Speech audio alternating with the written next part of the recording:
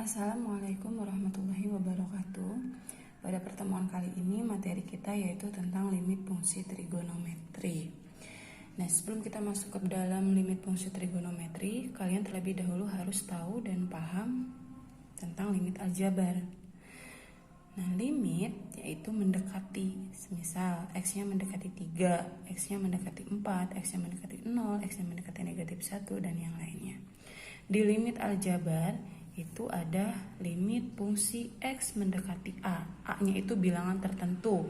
Bisa 3, bisa negatif 1, bisa 0, dan yang seterusnya.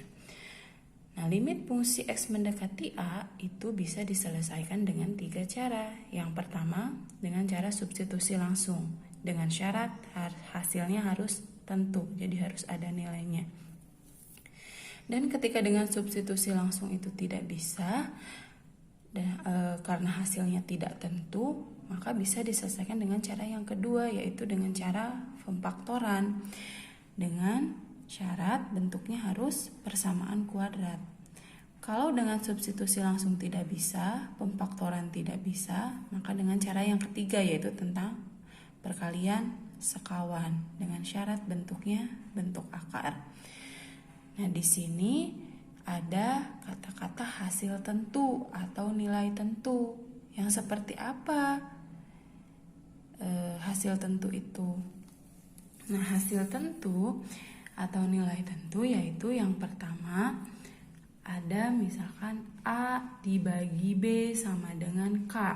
Misal A-nya 4, B-nya 2, sama dengan 4 dibagi 2 berapa? 2. Jadi ada nilainya. Terus yang kedua, 0 dibagi K sama dengan 0. Berarti 0 dibagi 3, misalkan K-nya 3 sama dengan 0. Terus yang ketiga, K dibagi 0 sama dengan tak hingga. Misalkan K-nya 5, 5 dibagi 0 sama dengan tak hingga. Terus yang ini K dibagi tak hingga sama dengan 0. Misalkan K-nya 3, 3 dibagi tak hingga sama dengan 0. Terus yang terakhir, tak hingga dibagi K sama dengan tak hingga. Misalkan tak hingga dibagi 1, berarti hasilnya tak hingga. Nah, ini yang disebut dengan nilai tentu atau hasil tentu. Jadi ada hasilnya. Terus kalau ada nilai tentu berarti ada nilai tak tentu. Nah, nilai tak tentu itu yang seperti apa? Nilai tak tentu itu di limit itu ada 0/0, 0 derajat, tak hingga dibagi tak hingga, dan tak hingga dikali tak hingga. Jadi kalau misalkan kalian menyelesaikan limit dan hasilnya bentuknya seperti ini, berarti ini disebut dengan hasil tak tentu atau nilai tak tentu. Jadi tidak bisa diselesaikan dengan cara substitusi langsung. Jadi kalian ke cara yang berikutnya, bisa dengan pemfaktoran atau perkalian sekawan. Nah, kita masuk ke contoh soal yang pertama. Ada limit X mendekati 0 untuk 3X kuadrat dikurangi 4X dibagi X plus 4. Kita coba selesaikan dengan cara yang pertama, dengan cara substitusi langsung. Nah, ini kita tulis limit X mendekati 0 untuk 3X kuadrat dikurangi 4X dibagi X plus 4. Karena di sini X-nya mendekati 0, berarti nanti ketika kalian ketemu dengan X, X-nya diganti dengan angka 0. Nah, ini ada angka 3, kita tulis lagi 3.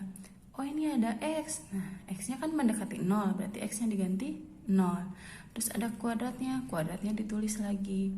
Dikurangi ada angka 4, 4-nya ditulis di sini. X-nya diganti dengan 0. Dibagi, ini ada X, X-nya diganti lagi dengan angka 0. Ditambahkan 4. Nah, 3 yang ini ditulis lagi di sini. 0 kuadrat berapa? 0. Dikurangi 4 kali 0, 0. 0 tambah 4, 4. Terus 3 kali 0, 0 dikurangi 0 dibagi 4. 0 dikurangi 0, 0 dibagi 4. 0 dibagi 4 tadi berapa? 0 dibagi K, 0 dibagi K itu sama dengan 0. Nah, ini 0 hasilnya, berarti ini hasil tentu. Jadi ini bisa diselesaikan dengan cara substitusi langsung dan hasilnya 0. Sudah selesai sampai sini. Coba kita ke contoh yang kedua. Contoh yang kedua, misalkan di sini ada limit x mendekati 3 untuk x mendekati negatif 3 untuk x kuadrat dikurangi x dikurangi 12 dibagi x kuadrat dikurangi 9. Nah, kita coba dengan cara substitusi langsung yang pertama. Limit x mendekati negatif 3 untuk x kuadrat min x min 12 dibagi x kuadrat dikurangi 9. Substitusi langsung tadi masih ingat gimana caranya? Oke, setiap ada x diganti dengan negatif 3 karena di sini x-nya mendekati negatif 3. Terus ini ada x kuadrat berarti negatif 3 kuadrat dikurangi x-nya negatif 3 dikurangi 12 ditulis lagi dibagi ada x lagi ditulis lagi x-nya negatif 3 ini dikuadratkan karena ada kuadratkan di sini. Nah, terus dikurangi 9.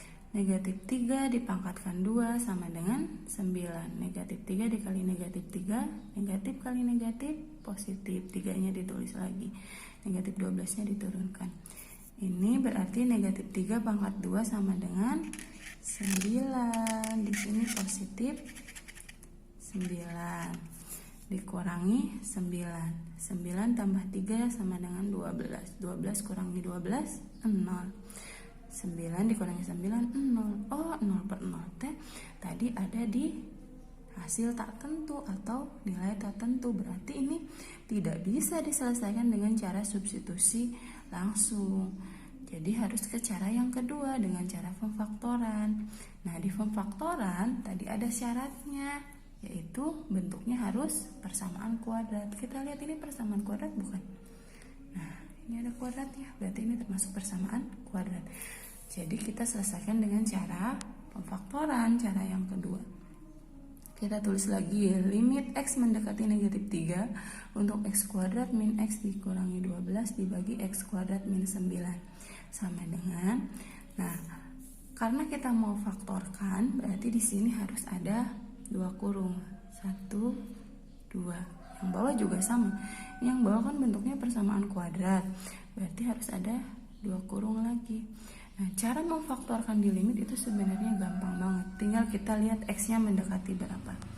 Di sini x-nya mendekati negatif 3. Ini ada negatif. Kalau x-nya mendekati negatif 3, ketika dikurung yang pertama yang ini, kita tulisnya x plus 3. Yang bawah juga sama x plus 3 karena yang bawah juga mau difaktorkan.